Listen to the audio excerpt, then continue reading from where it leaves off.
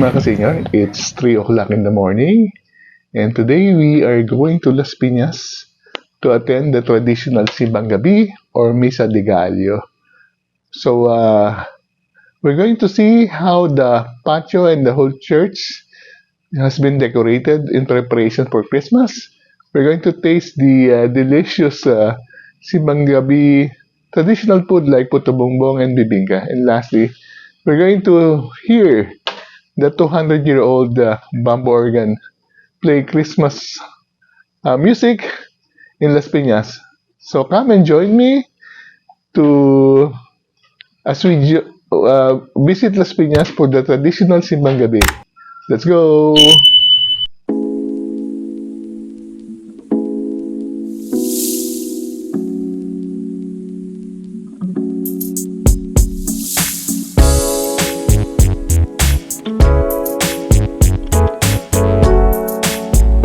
This is a tradition. Normally may mga banda na umiikot to wake up the people. So as early as 3 o'clock, nandiyan yung banda na Las Piñas. Purpose lang gisingin ng mga gusto sumimba.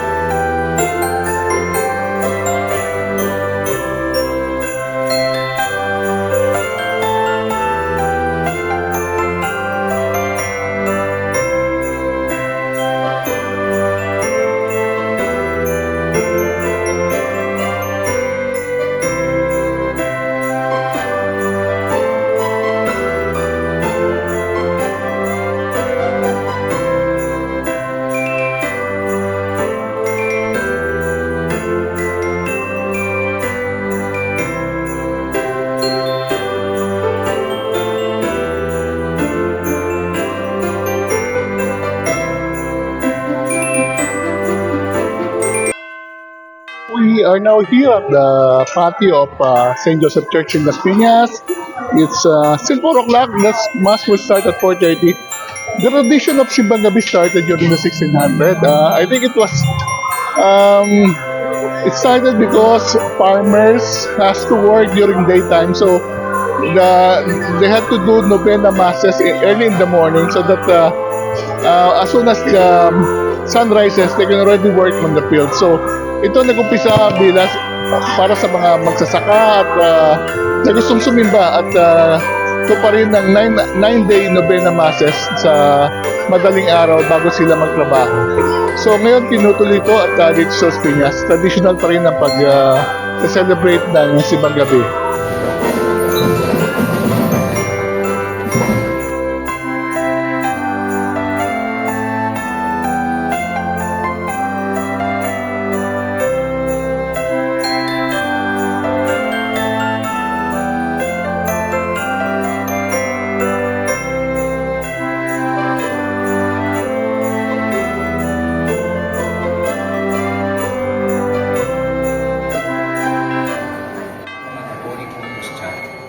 Sapagkat ipagdilim natin ang taon ng Jubileo.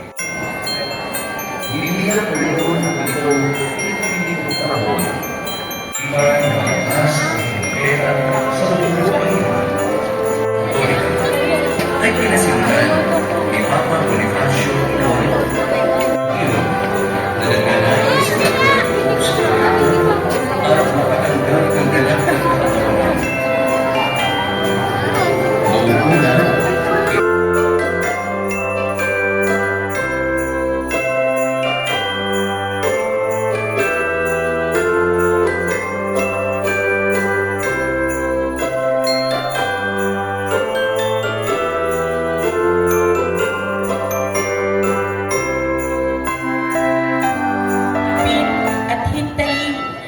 Silang ng pag-asa. Ang mamumuno sa ating pagdiriwang ay ang ating kura paroko na si Monsignor Bobby Olaguer. Magsitayo po ang lahat at sama-sama nating pag-awit.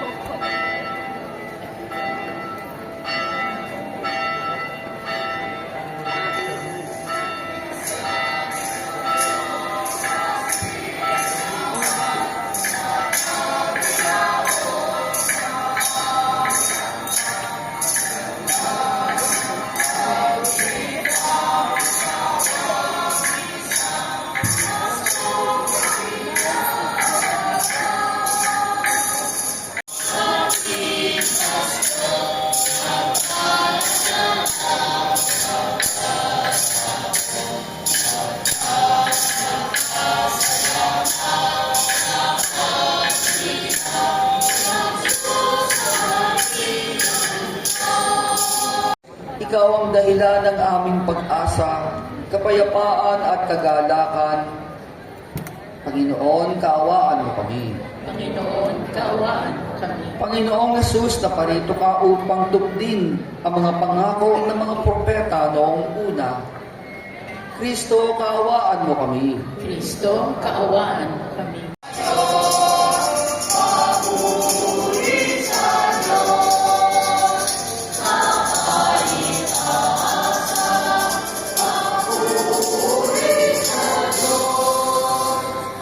Ni Juan, si Jesus ay nagsalita sa mga tao tungkol kay Juan.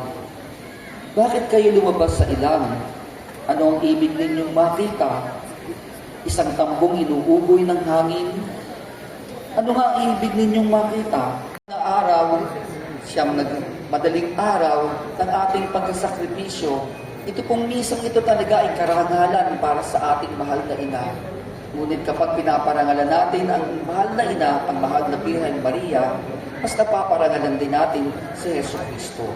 Kaya po lahat ng pagkaparangal sa mga santo na uuwi kay Hesus Kristo.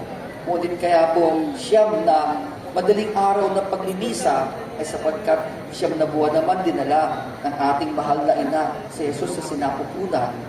Pero tayo po, dapat lagi nating dadalhin naman si Hesus sa ating mga puso. Ng pag-asa. Ito rin po yung Diniklara ng ating Santo Papa na mula po December 24 hanggang buong taon ng 2025 hanggang January 2026 ay magiging taon ng Jubileo o ng pag-asa. Year of Hope o pag-asa. Ang pag-asa pong binabanggit ng Santo Papa ay hindi yung pag-asa na negatibo na halimbawa. Halimbawa po yung isang nagsusugal, umaasang mananalo. Ang binabanggit ng ating Panginoon, ng ating Santo Papa, ay yung pag-asa na matutupad ang mga pangako ng Panginoon. At ang pangako niya ay yung pangakong makakasama natin siya lagi. Ang Diyos ay kapiling natin lagi. Makakasama natin siya hindi lang sa bundok ito, kundi sa kabilang buhay.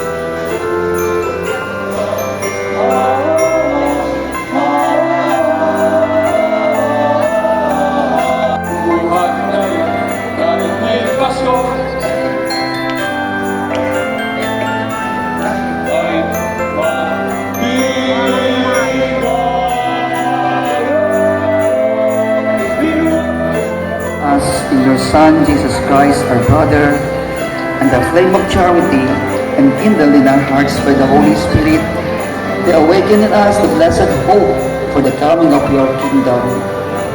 May your grace transform us into tireless cultivators of the seeds of the gospel. May those seeds transform from within both humanity and the whole cosmos in the sure expectation of a new heaven and a new earth. Ay hinihiling namin sa iyo na kumikilos sa bawat lugar at panahon, kabuklod ng Ama at ng Anak, magpasawalang hanggan. Amen.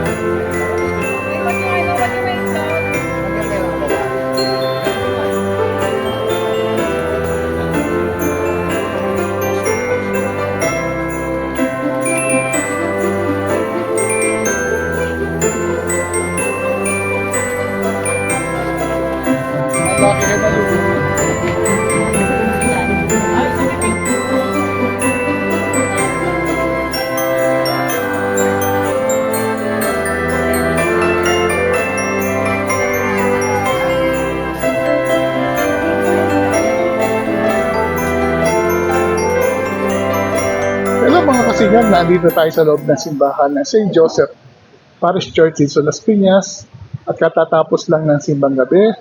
I'm very happy to be able to witness the first simbang gabi ngayong taon na to, 2024. Dito sa Las Piñas dahil ang Las Piñas ay medyo close to my heart dahil dito tayo nagtapos ng ating high school many years ago. At noong 1974, first year high school tayo nang inuwi ang bamboo organ sa Las Piñas.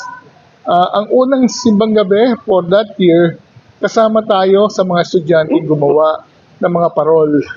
At although at that time medyo crude pa yung ginawa natin, isinabit ito at ginamit sa unang simbang gabi noong 1974. So ngayon, 50 years later, nandito pa rin tayo at na-witness natin na patuloy pa rin ang pagde-decorate ng mga magagandang parol at mailaw. Medyo high-tech na sila ngayon, gawa na sa plastic at hindi na nababasa. And patuloy pa rin ang pag-celebrate ng traditional simbang gabi. Ang kanina pagdating natin mga alas 3 na madaling araw, nag-iikot na yung banda para gisingin ng mga gustong sumimba. Ito yung tradisyon na nakagista natin for many centuries. At ang simbang gabi actually nag-start noong 1600 bilang misa para sa mga magsasaka at manggagawa na nagtatrabaho sa araw pero kailangan sumimba at kumpletohin ng 9 na araw ng Novena Mass. Kaya tinawag itong simbang gabi dahil ito ay ginaganap sa madaling araw bago sumikat ang araw at magtrabaho ng ating mga kababayan. Tinatawag din itong Misa de Gallo o misa ng matilaok na manok. At ito ay sineselebrate 9 na araw bago magpasko. Nakita rin natin ang tradisyon na pagkatapos ng misa ay mayroong mga kakanin Tagalog, puto bongbong at bibingkat, iba pang mga traditional na kakanin na nakita rin natin sa Las Piñas. So nagpapasalamat ako ng Las Piñas ay pagpapatuloy pa rin na ang pagdiriwang ng simbang gabi ng Paskong Pilipino. At kung kayo may time, meron pang 8 gabi para pumunta kayo dito at mag-participate sa simbang gabi o simbang madaling araw. With that, I'd like to thank you very much for watching, for joining me this morning. Happy while you can. Until our next vlog. See you soon.